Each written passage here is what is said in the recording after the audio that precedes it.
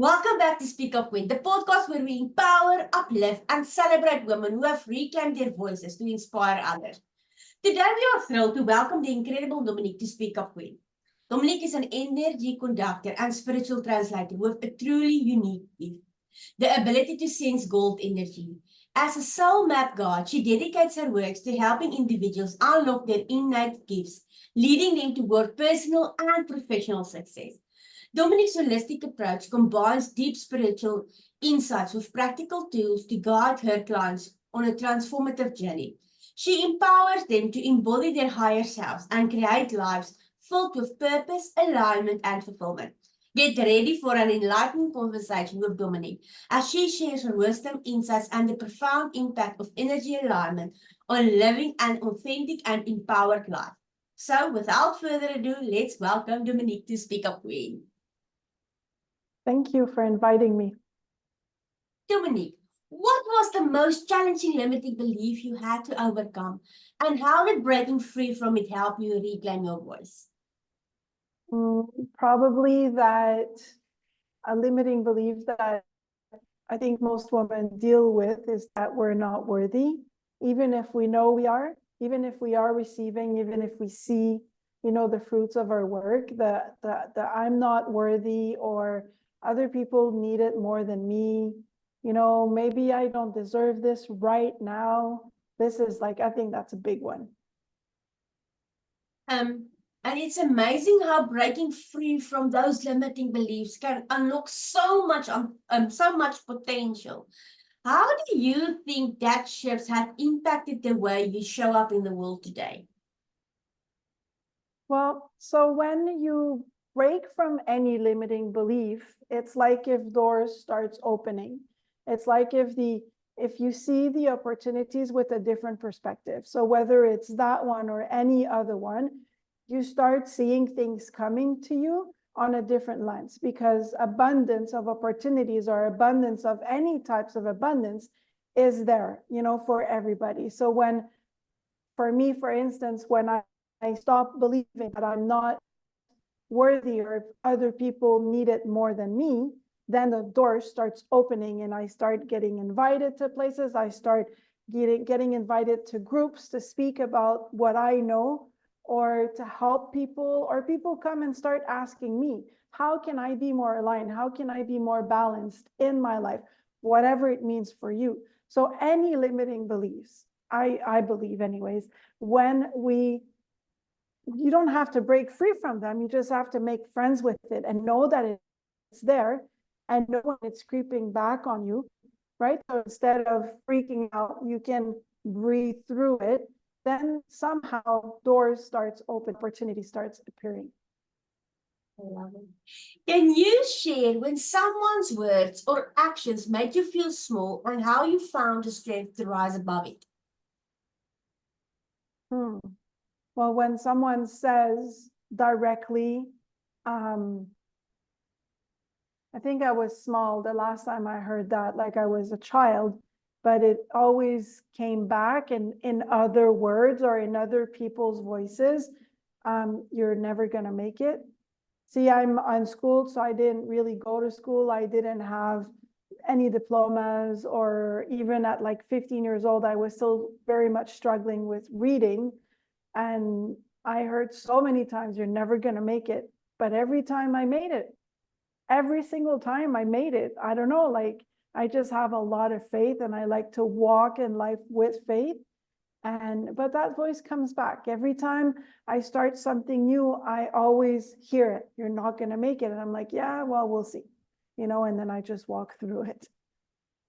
That must definitely have been a hard experience, but the way you rose above it is incredibly inspiring. Do you find that experiences motivate you to lift others going through something similar?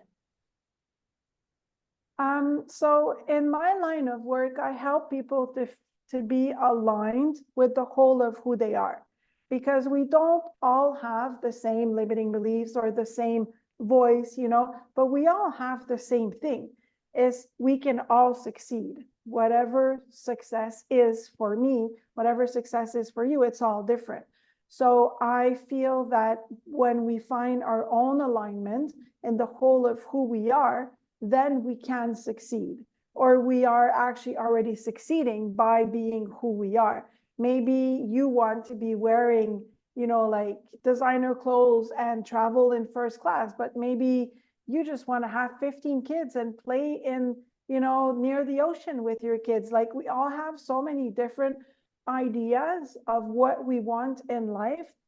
But at the end of the day, as soon as you walk through life, you're going to get those people that are not going to believe in you. You're going to get those people that are going to reinforce the conditioning that we already have, because we all have conditioning, right? But when we are aligned and when we are balanced, whatever my reality is, it doesn't mean it's always going to be easy. It just means I'm always going to walk through it. I have no idea if I just answered your question. Yes, you did answer the question. What safety resources, spaces, or tools have most impacted your healing journey? So for me, music is my go-to. When I start when I start hearing those voices, you're not going to make it, and this is too big for you, you can't do this, you can't do that, I go to music. I have like playlists that will just kind of calm my heart down. And breathing, block breathing, it's very easy. Nobody knows you're doing it unless they really know you. You can just count to 3 in, hold, and then it's just going to regulate that nervous system. And being able to think clearly in the next step instead of trying to react, and it also makes me be the observer of what is going on instead of the main actor. So whatever is happening, whatever conditioning comes up, whatever trauma comes back up, because they're always there. It's not like, oh, I'm just going to go shower and it's all gone. They're there. It's how we act and how we react with them. So I like to be the observer. And when I can't because I'm too involved, then I breathe and I listen to music and I take the time to take 3 steps back and look at the situation. And then in an aligned and balanced way, I can decide how I'm going to act. I just love every time you say breathe, I am actually taking a deep breath because I'm like, because it's so incredible that you have intentionally found something that works for you. And I mean music.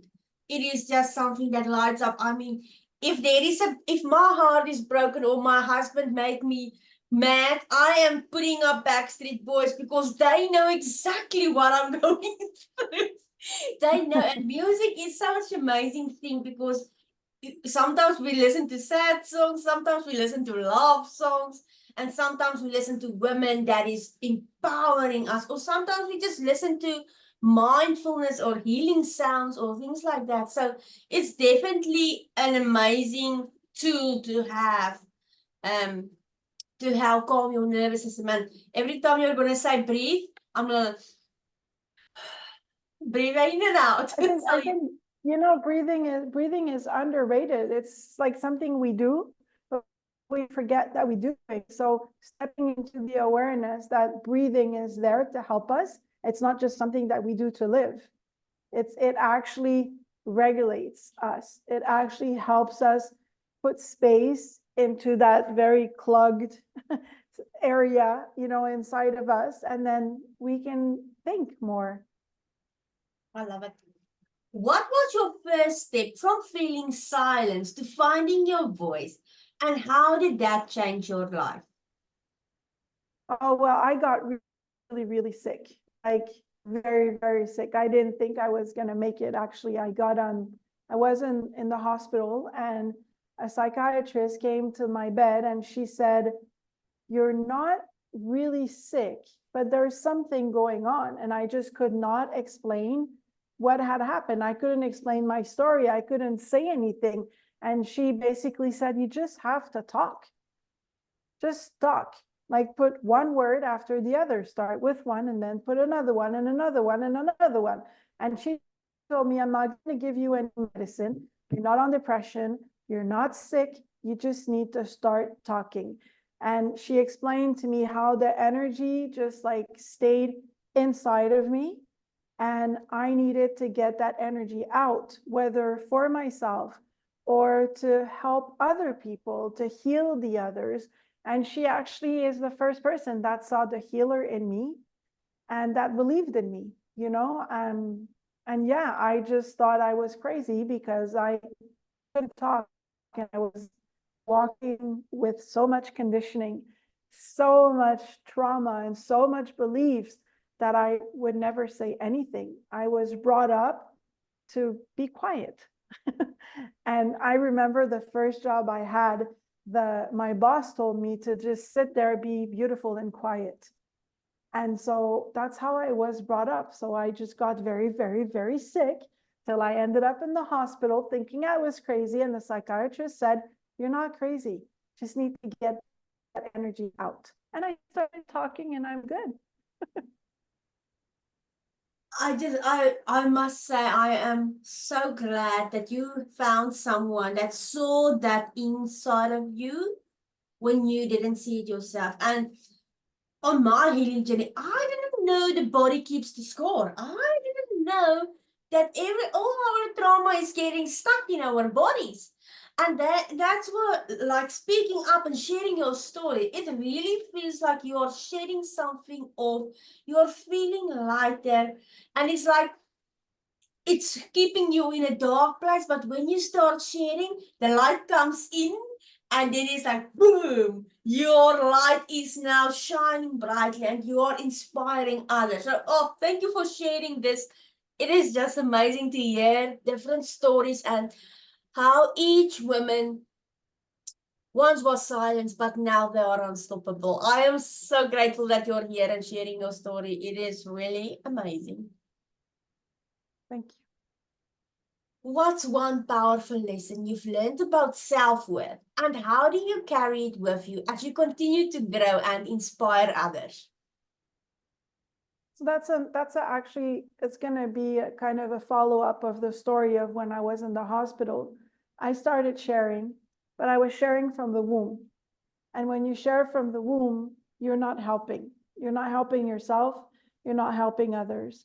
And so one of the biggest lesson I got is finding my tribe, find the right people that are able to help me to heal the womb and then share so that I can help myself and help others. And sharing doesn't mean you have to like get on top of a building and, you know, grab that the voice and start screaming. You can write, you can draw, you can dance, you can sing, whatever it is that feels right for you. But it eventually has to come out, right? And another thing that I learned was the tree, it rots from the inside, never from the outside. So if you don't share and you leave all of that in, eventually it's going to get rotten and it's going to be harder. But finding the right people to hold your hand, you know, while you're going through that, for me was the biggest lesson, because it took me a couple of trial and error to find the right people to get me to start, you know, like really step into my power. If you could tell your 17-year-old self one thing, what would it be and why? I would say, whatever you're doing, keep on doing it. Don't doubt. I don't believe in plan Bs. And I never have. Even when I was 17, I would just think of something and I would go and I would do it. But then when I would go back into a normal setting, whatever society feels that normal is, then I would get a lot of questions. And then I would start doubting. And that's when everything would kind of like crumble. But while I was doing the experience or the trip or the whatever it is, everything was perfect, you know? So don't doubt, just go and do it. I love it. And she would have been so proud of you for the woman that you have become. I am like, wow, your story is so powerful. Like, seriously, I'm very proud of you. How do you set boundaries to protect your energy and peace? And what have you learned from this practice? Um, hmm. I don't know if I understand the question. I'm going to answer what I understand. So I believe that when you are in a place where you are more an observer than the main story, it's a lot better to be at peace. Because if I'm looking at the story that's happening in front of me and I have time to acknowledge and step into the awareness and really decide how I want to be the actor in my story, it's a lot easier than just always be right there as like the main actor, right? I mean, I do understand struggle. I do understand single mother with multiple kids, no income. Those are all things, but there's always the choice of taking 3 steps back and looking at what is happening and deciding whether you want to be always struggling, always, or trying to find that peace. I'm not saying it's easy, but I'm saying it's possible. Even in the hardest time, when you find the peace, somehow the hard time is less hard. Well, I love it. I really do love it. The peace is, that's all that I want, is peace, knowing that I'm feeling safe in my body and that I don't need to be in survival mode all the time. So it's definitely peace plays a huge role in this. So I'm very thanks for sharing that. How do you stay grounded when challenges comes up now compared to before? Well, I actually have a practice that I don't fail to do every single day, every single night. When I go to bed, I actually think of my day, just like really, really quick, kind of like go through the day without judging anything. And then with my eyes, my inner eyes, I cut cords. I actually see a light kind of like cutting. You know, whatever happened, it's done. There's not much I can do with it. And then when I get up in the morning, when I put my feet on the floor, I actually, with my mind's eye, I actually see the roots grounding me. So I feel that by cutting the cords of whatever happened in the day and in the morning grounding me, it's my way of reminding my body, my human, that this is where I live. Even if today is not the best day, even if my experience of the next hours is not super, maybe I'm not healthy, maybe one of my kids is sick, maybe, you know, like my neighbor, you know, was up until 5 in the morning having a party, whatever happens, this is where I'm at. So I might as well make the best out of it with whatever I have.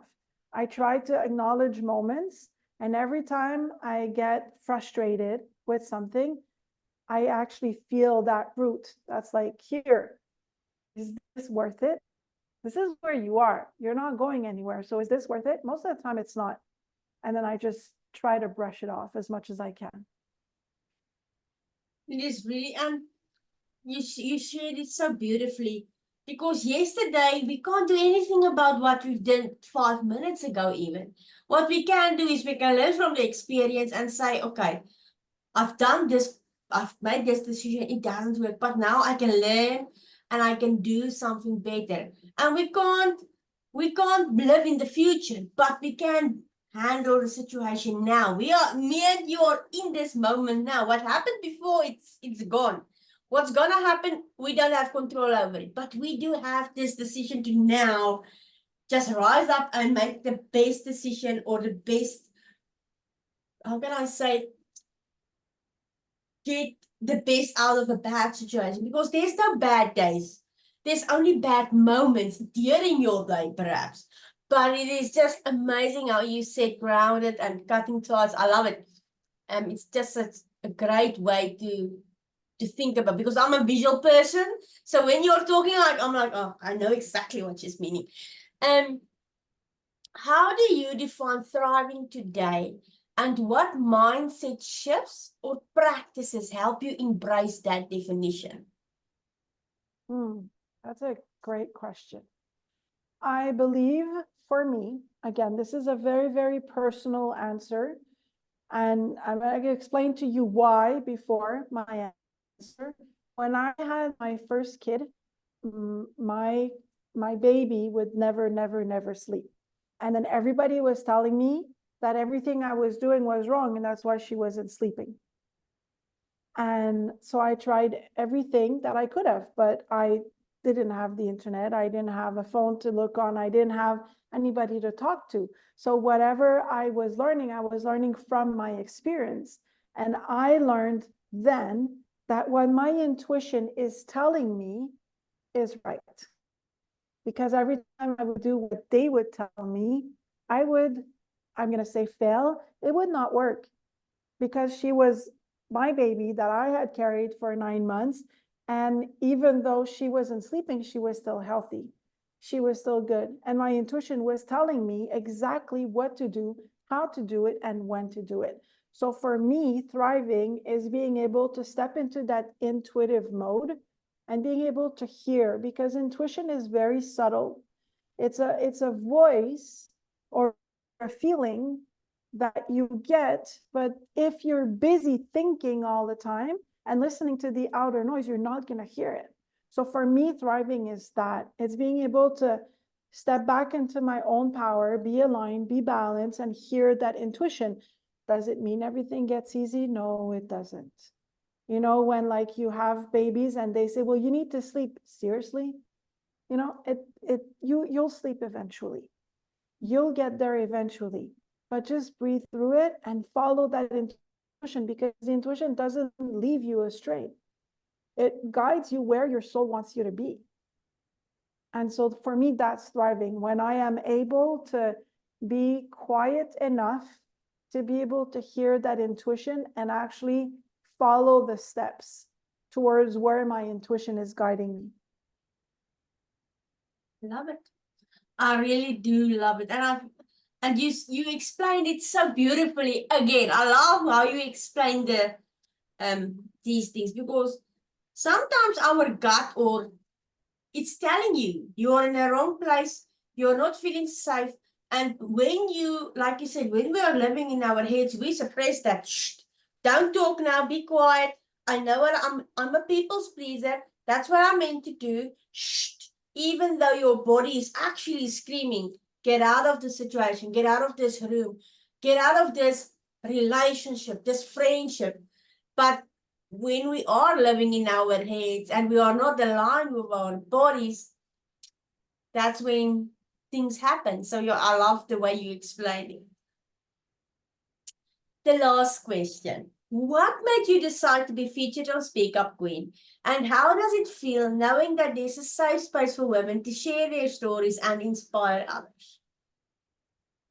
Well, I hope that hearing the story that I'm not telling you everything is pink and you're going to meet your Prince Charming on a white horse, you know, like I'm telling you that doesn't really exist, because it's just a story.